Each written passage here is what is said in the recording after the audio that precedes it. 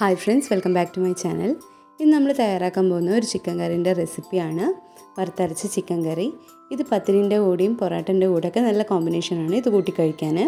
അപ്പോൾ വീഡിയോയിലേക്ക് കടക്കുന്നതിന് മുന്നേ നിങ്ങൾ ആദ്യമായിട്ടാണ് എൻ്റെ ഈ ചാനൽ കാണുന്നതെങ്കിൽ താഴെ കാണുന്ന സബ്സ്ക്രൈബ് ബട്ടനും കൂടുതൽ ഓൾ എന്ന ബെല്ലൈക്കണും കൂടെ ഒന്ന് ഇനേബിൾ ചെയ്തേക്കണേ. അപ്പോൾ നമുക്ക് വീഡിയോയിലേക്ക് പോവാം.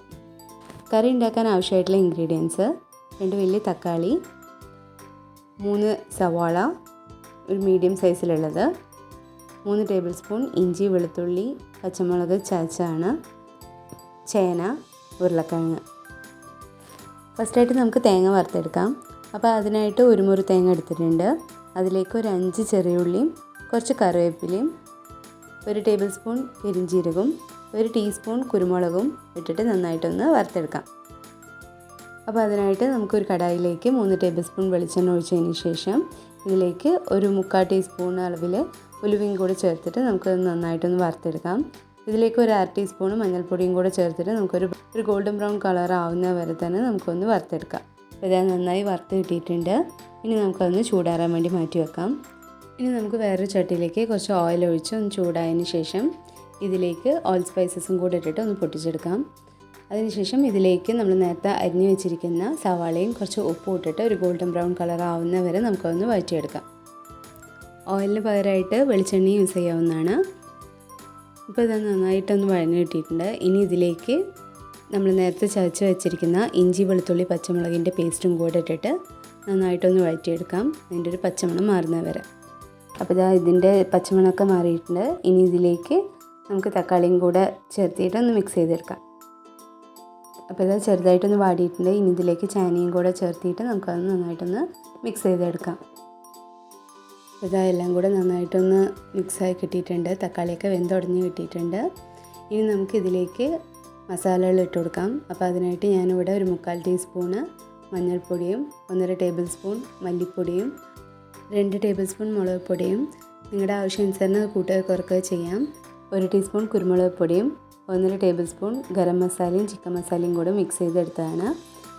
ഇനി ഇതിലേക്ക് ആവശ്യത്തിനുള്ള ഉപ്പും കൂടെ ചേർത്തിട്ട് നന്നായിട്ടൊന്ന് മിക്സ് ചെയ്തെടുക്കാം. ഇത് നന്നായിട്ടൊന്ന് മിക്സ് ആയിട്ടുണ്ട്. ഇനി ഇതിലേക്ക് ഉരുളക്കിഴങ്ങും കൂടെ ചേർത്ത് കൊടുക്കാം. ഉരുളക്കിഴങ്ങ് ചേർത്ത് നന്നായി ഒന്ന് മിക്സ് ആക്കിയതിന് ശേഷം നമ്മൾ നേരത്തെ കഴുകി വൃത്തിയാക്കി വെച്ചിരിക്കുന്ന ചിക്കനും കൂടെ ചേർത്ത് കൊടുക്കുക ഇതിലേക്ക്. അപ്പോൾ ഞാനിവിടെ 1/2 കിലോ ചിക്കനാണ് എടുത്തിരിക്കുന്നത്.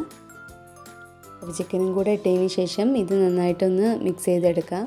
അപ്പോൾ നമുക്കിത് വേണമെങ്കിൽ കുക്കറിലും വേവിച്ചെടുക്കാവുന്നതാണ്. ഇതേപോലെ മസാലകളൊക്കെ ആക്കിയിട്ട് ഒരിത്തിരി വെള്ളം കൂടെ ഒഴിച്ചിട്ട് കുക്കറിൽ ഒരു 2 വിസിൽ ഇട്ടാൽ മതിയാവും. അപ്പോൾ എല്ലാം കൂടെ നന്നായിട്ടൊന്ന് മിക്സായി വന്നിട്ടുണ്ട്. ഇനി ഇതിലേക്ക് ആവശ്യത്തിനുള്ള വെള്ളം കൂടെ ഒഴിച്ചിട്ട് നന്നായിട്ടൊന്ന് വേവിച്ചെടുക്കുക. ചിക്കനൊക്കെ നന്നായിട്ട് വെന്ത് വരുന്ന വരെ നമുക്കൊന്ന് വേവിച്ചെടുക്കാം. അപ്പോൾ ഇതൊന്ന് വെന്ത് വരുമ്പോഴേക്കും നമുക്കിതിലേക്ക് വേണ്ട തേങ്ങയുടെ അരപ്പൊന്ന് അരച്ചെടുക്കാം. അപ്പോൾ അതിനായിട്ട് നമ്മൾ നേരത്തെ എടുത്ത് വെച്ചിരിക്കുന്ന വറുത്ത തേങ്ങയിലേക്ക് കുറച്ച് വെള്ളം കൂടെ ഒഴിച്ചിട്ട് നമുക്കൊന്ന് മിക്സിയിൽ നന്നായിട്ടൊന്ന് പേസ്റ്റാക്കി എടുക്കാം. ഇപ്പോൾ ഇതാ നന്നായി തിളച്ചിട്ട് ചിക്കനൊക്കെ വെന്ത് കിട്ടിയിട്ടുണ്ട്. ഇനി നമുക്ക് ഇതിലേക്ക് തേങ്ങയുടെ അരപ്പും കൂടെ ചേർത്തിട്ട് നന്നായിട്ടൊന്ന് മിക്സ് ചെയ്തെടുക്കാം. അപ്പോൾ അത് നന്നായിട്ടൊന്ന് മിക്സ് ആക്കിയതിന് ശേഷം ചെറുതായിട്ടൊന്ന് തിളപ്പിച്ചെടുക്കാം. അപ്പോൾ ഇതാ നമ്മുടെ കറി ഇവിടെ റെഡി ആയിട്ടുണ്ട്. ചിക്കൻ വാങ്ങുമ്പോൾ നിങ്ങൾ ഒരു തവണയെങ്കിലും ഇതുപോലെ ഒന്ന് ട്രൈ ചെയ്ത് നോക്കണം. എന്തായാലും നിങ്ങൾക്കത് ഇഷ്ടപ്പെടും. മാത്രമല്ല നിങ്ങളുടെ ഫ്രണ്ട്സിനും റിലേറ്റീവ്സിനൊക്കെ ഇതൊന്ന് ഷെയർ ചെയ്ത് കൊടുക്കുക. ഇത് എല്ലാത്തിൻ്റെ കൂടി ഇത് കൂട്ടി കഴിക്കാൻ നല്ല കോമ്പിനേഷനാണ്.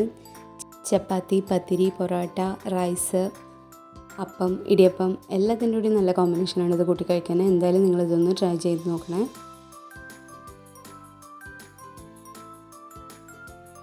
അപ്പോൾ നിങ്ങൾക്ക് എല്ലാവർക്കും എൻ്റെ ഈ വീഡിയോ ഇഷ്ടപ്പെട്ടെന്ന് വിചാരിക്കുന്നു. അപ്പോൾ എല്ലാവരും ഒന്ന് ലൈക്ക് ചെയ്യാനും കമൻറ്റ് ചെയ്യാനും മറക്കരുത്.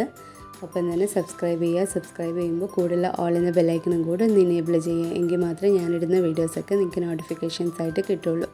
അപ്പോൾ പുതിയൊരു വീഡിയോ ആയിട്ട് ഞാൻ വരുന്നവരേക്കും ബൈ.